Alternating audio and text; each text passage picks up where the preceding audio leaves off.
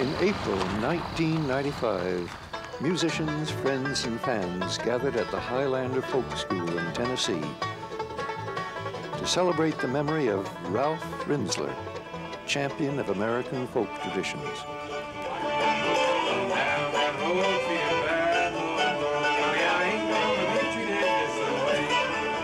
Ralph was a musician, a promoter, and a manager whose greatest contribution was in helping us all realize the potential of one of America's greatest treasures, her own indigenous music. Now, at this small gathering in Tennessee, we put on a festival like the many he created in his own lifetime, raising our voices in song, in testament to Ralph's tireless work in getting recognition for American folk culture. Ralph's father was a doctor and his mother was a teacher. It was an upper middle class home in New Jersey, and I think the turning point for him maybe was Swarthmore College. I met Ralph either in the spring of '55 or '54, and that was a time when a number of us who were at colleges from all over the East Coast would rattle down to Swarthmore in whatever transportation we could find. And you just hope that you could get into the festival. And I was standing there in the line, shivering, waiting to register. And this very tall man ahead of me with sandy hair and very lanky turned around and he said, "Hello, I'm Ralph." And that was my beginnings with Ralph. I had a scooter at the time, and we drove all over New England on it, finding places where we could stop and play, and, you know, with a guitar on one side and banjo on the other. Bob Yellen, the banjo player, and myself, we went to a party. I don't remember exactly where it was. And there was this mandolin player, and he was terrific, and he was really excited about it.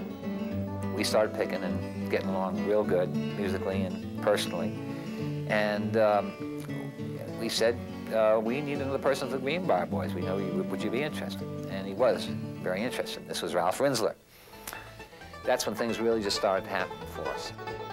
When Ralph joined the band, he brought something totally different to our band. He brought his full knowledge of American traditional music, of old-time music.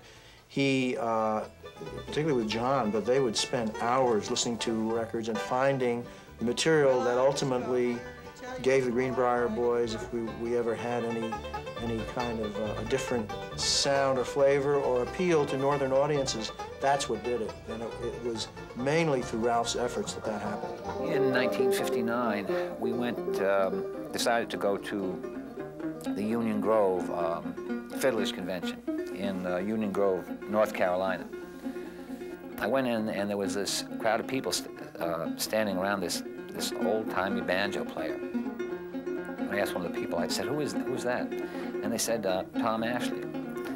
So Ralph made a date to come and record Tom Ashley. And when he got there, of course, Doc Watson was in that band.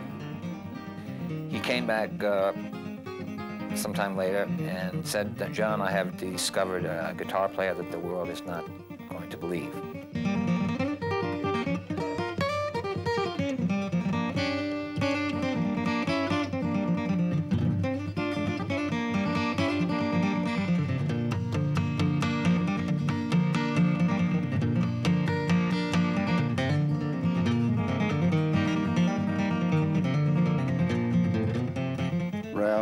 Set up my very first solo concert tour and went with me on the most of it.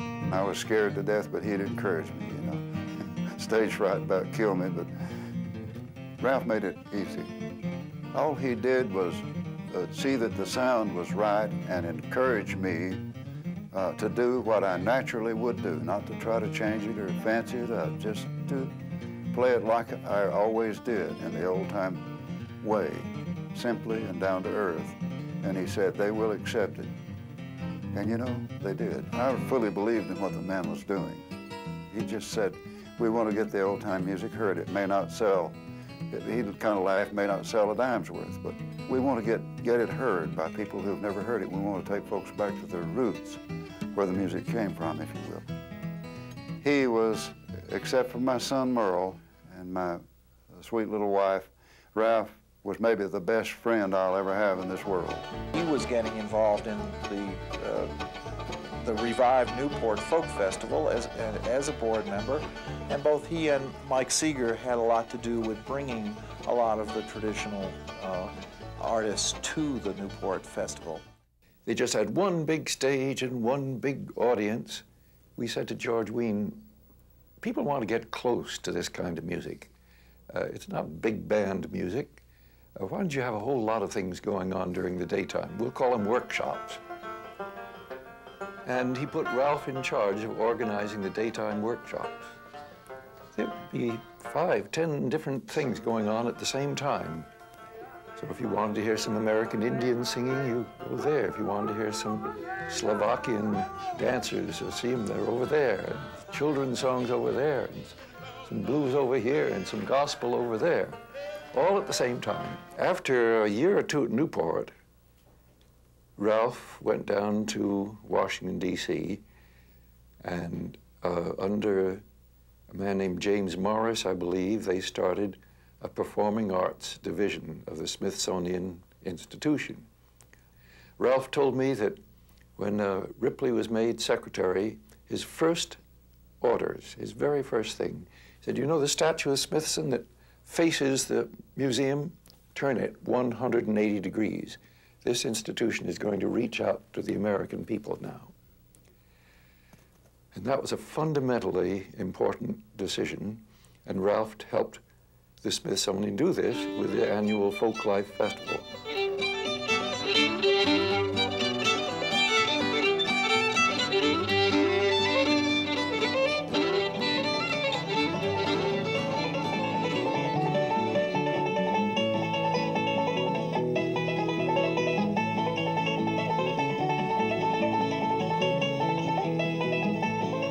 When Ralph had an idea, and God knows he had many of them that he wanted to see worked out, he had to hustle and get the endowments and the contributions that were necessary for these ventures. And he did that, and he did that with great style and with a lot of success, as you know, because we would never have had that great Folk Life Festival on the Mall without the endowments necessary for it. Because he would go to a town like, say, Seattle, and come back with 5-figure endowments. When he was asked to do the festival in Washington, he said, no big names. I don't want any revival musicians that are going to draw an audience because they know them and their records. I only want traditional music. I know that as tribal people, we have every reason to be suspicious. And we still are, many of us. Hopefully we grow old enough and wise enough to know who our friends are. And Ralph was certainly a friend to our folks. When he would come into the Indian area, I would find that it was most often the elders that he would approach first. I respected him because he respected our older folks. Mo Ash was a fellow that owned Folkways Records in New York. And Mo was one of the first people to record Pete Seeger and Woody Guthrie and Leadbelly. And it was sort of his life's work. Ralph decided that if he would like to buy Folkways Records for the Smithsonian and put out a video and a recording of all these people either singing a Woody Guthrie or a Leadbelly tune. And sure enough, he raised the money and bought Folkways for the Smithsonian Institute. He recognized the value of that, fought, and got that collection acquired, and now we're hearing it on CDs, and we'll have them forever now. Thank you, Ralph. I think we can all learn from Ralph his refusal to give up, his refusal to say, oh, there's no hope. He kept reaching out for beauty and steadfastness in every corner of this country, in every corner of the world. And now that Ralph's gone, his thousands of friends know that they've got to carry on this work. and show everybody in the world what beauty there is in human beings.